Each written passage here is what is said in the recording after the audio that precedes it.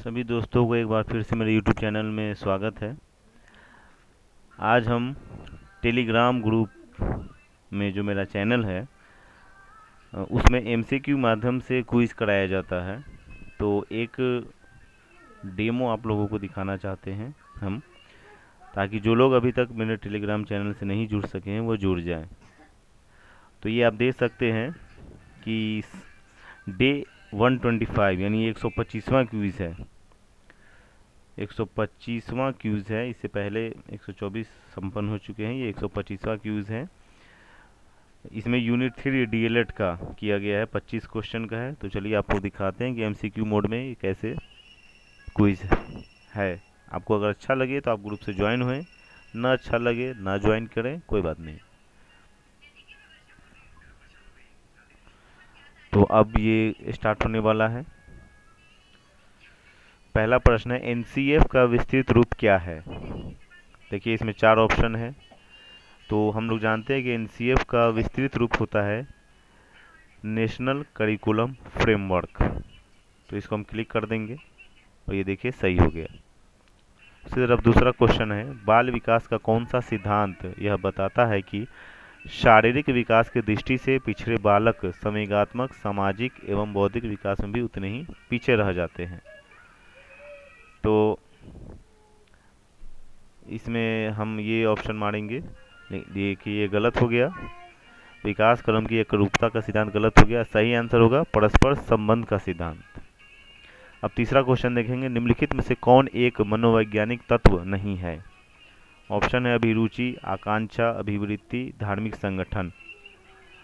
तो जाहिर सी बात है कि धार्मिक संगठन मनोवैज्ञानिक तत्व नहीं है। इसको क्लिक करेंगे, ये देखिए सही हो गया।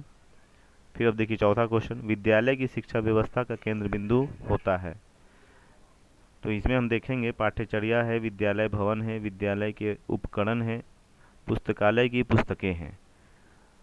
तो क्या केंद्र बिंदु होता है। तो चलिए हम चूज करते हैं कोई एक सही आंसर। तो हमने पाठ्यचर्या को चूज किया और ये सही हो गया। यानी विद्यालय की शिक्षा व्यवस्था का केंद्र बिंदु पाठ्यचर्या होता है।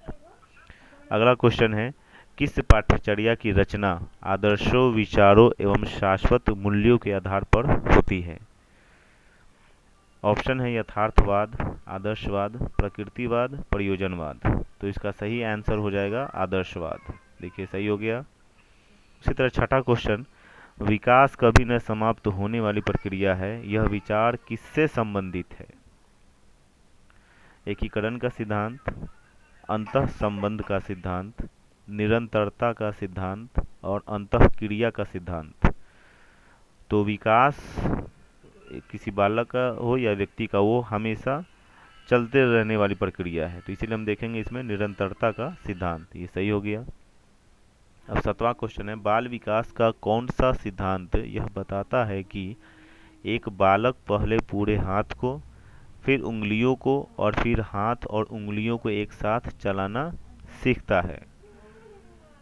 तो इसमें हम देखेंगे कि कौन सा ऑप्शन सही होगा। एकीकरण का सिद्धांत है, निरंतरता का, सामाजिक अधिगम का, परस्पर संबंध का। तो ये देखिए मेरा गलत हो गया। इसमें एकीकरण का सिद्धांत होगा। 8वां क्वेश्चन है, किस पाठ्यचर्या में वैज्ञानिक विषयों को प्रमुख तथा मानवीय विषयों को गौण स्थान दिया जाता है। तो इसमें अगर हम यथार्थवादी पाठ्यचर्या देखते हैं, नहीं ये भी गलत हो गया। प्रकृतिवादी पाठ्यचर्या इसका सही आंसर होगा।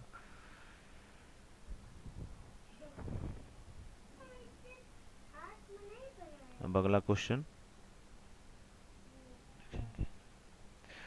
निम्न में से किस विद्वान ने एक नवीन सामान्य सामाजिक विज्ञान समाजशास्त्र को जन्म देकर शिक्षा में समाजशास्त्रीय प्रकृति को पूर्ण बना देने की सुदृढ़ आधारशिला रखी।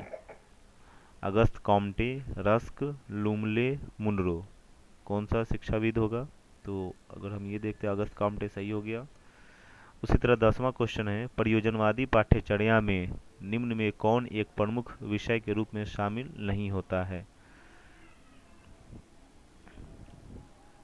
कला विज्ञान, यस कला विज्ञान सही ऑप्शन हो जाएगा।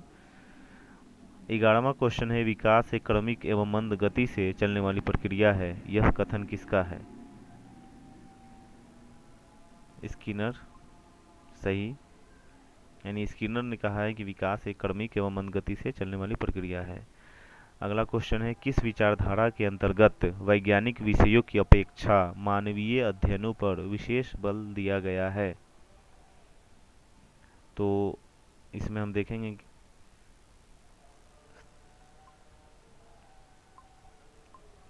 अस्तित्ववादी विचारधारा, यानी अस्तित्ववादी विचारधारा के अंतर्गत मानवीय अध्ययनों पर विशेष बल दिया गया है। अब अगला क्वेश्चन है, पाठ्यचर्या के दार्शनिक आधारों में निम्न में कौन एक सम्मिलित है? प्रकृतिवाद, प्रयोजनवाद, आदर्शवाद, यथार्थवाद। सही उत्तर चुने। तो ऑप्शन है केवल 1, 2 और 4, 2 और 3, केवल 1 और 4, 1, 2, 3 और 4। तो ये सही हो गया। उसी तरह 14वां क्वेश्चन है, किस शिक्षा का प्रमुख उद्देश्य सुखी एवं वास्तविक जीवन की तैयारी हेतु ज्ञानेंद्रियों का विकास तथा प्रशिक्षण करना है? बालकों को प्रकृति एवं सामाजिक वातावरण से परिचित कराकर उसे व्यवसायिक कुशलता प्रदान करना है। नहीं, इसका ऑप्शन अगर हमने यथार्थवादी शिक्षा मारा होता तो सही होता, हमने प्रयोजनवादी शिक्षा मारा, ये गलत हो गया, यथार्थवादी शिक्षा होगा। अगला क्वेश्चन है, शिक्षा में मनोवैज्ञानिक प्रकृति से क्या तात्पर्य है? ऑप्शन है समाज को मनोविज्ञान पर आधारित होने से, शिक्षा को मनोविज्ञान पर आधारित होने से, विद्यार्थी को मनोविज्ञान पर आधारित होने से, शिक्षक को मनोविज्ञान पर आधारित होने से। तो सही आंसर हो जाएगा शिक्षा को मनोविज्ञान पर आधारित होने से। निम्न कथनों पर विचार करें। प्रयोजनवादियों के अनुसार शिक्षा के कोई पूर्व निर्धारित उद्देश्य नहीं होते हैं। यथार्थवादी पाठ्यचर्या उपयोगिता तथा आवश्यकता के सिद्धांत पर आधारित होती है। अस्तित्ववादी विचारधारा पाठ्यचर्या की प्रस्तावना में आस्था नहीं रखती है। अब इसमें भी ऑप्शन है केवल 1 और 2 सही है, केवल 2 और 3 सही है, 1, 2 और 3 सही है, केवल 1 और 3 सही है। तो 1, 2 और 3 सही है। अगला क्वेश्चन है, पाठ्यचर्या में छात्रों के दैनिक जीवन से संबंधित कार्य शिक्षा को सम्मिलित करने का प्रत्यक्ष प्रभाव छात्रों के किस कौशल के विकास पर पड़ता है? ऑप्शन है विवेचना कौशल, विश्लेषणात्मक कौशल, सृजनात्मक कौशल, रचनावादी कौशल। तो इसका सही आंसर हो जाएगा विश्लेषणात्मक कौशल। अगला क्वेश्चन है, पाठ्यचर्या निर्माण में बालक के महत्व को किस विद्वान ने अपनी पुस्तक करिकुलम प्लानिंग में उल्लेख किया है? ऑप्शन है एडवर्ड ए क्रग, Froebel, Herald T Johnson, Pestalozzi. तो कौन सा ऑप्शन इसका सही होगा? चलिए हम हेराल्ड टी जॉनसन को क्लिक करते हैं, ये गलत हो गया। सही आंसर होगा एडवर्ड ए क्रग। 19वां क्वेश्चन है, मनोविज्ञान की सहायता से शिक्षाविद पाठ्यचर्या का संगठन करते समय बालक के किन पक्षों को ध्यान में नहीं रखते हैं? ऑप्शन है आयु, मानसिक बौद्धिक स्तर, आर्थिक स्थिति, अभियोग्यता। तो इसमें ऑप्शन देख के ही पता चल रहा है कि आर्थिक स्थिति ये कोई मनोवैज्ञानिक तत्व नहीं है, इसलिए यही सही ऑप्शन होगा। 20वां क्वेश्चन है, विद्यार्थियों में अंतर्निहित शक्तियों का विकास करने हेतु क्या करना चाहिए? बालक के व्यवहार में परिवर्तन लाना चाहिए, बालक के व्यवहार का अध्ययन कर उनकी मूल प्रवृत्तियों के अनुसार शिक्षा दी जानी चाहिए, बालक की रुचियों का अध्ययन करना चाहिए, बालक के व्यवहार का अध्ययन करना चाहिए। तो ज़्यादा सूटेबल ऑप्शन 2 लग रहा है कि बालक के व्यवहार का अध्ययन कर उनकी मूल प्रवृत्तियों के अनुसार शिक्षा दी जानी चाहिए, इसलिए ये सही हो गया। अब नेक्स्ट क्वेश्चन,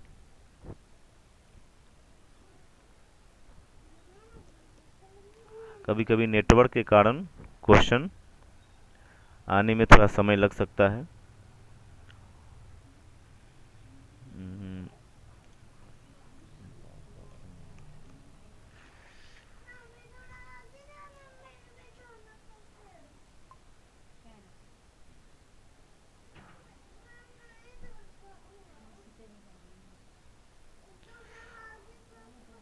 कुछ ज़्यादा ही देरी हो गया, चलिए कोई बात नहीं, इसको हम इतना ही पे स्टॉप कर देते हैं। स्टॉप करने के बाद आप देख सकते हैं कि आंसर यहाँ पे शो कर रहा है, you answered 19 questions, correct 15 wrong 4, miss 1। Total time है 7 मिनट 4 सेकेंड। तो इस तरह से अगर आप टेलीग्राम पे अभी तक नहीं जुड़े हैं मेरे ग्रुप से, चैनल से, तो आप जुड़ जाएं और इस तरह एमसीक्यू मोड में आप तैयारी कर सकते हैं। धन्यवाद।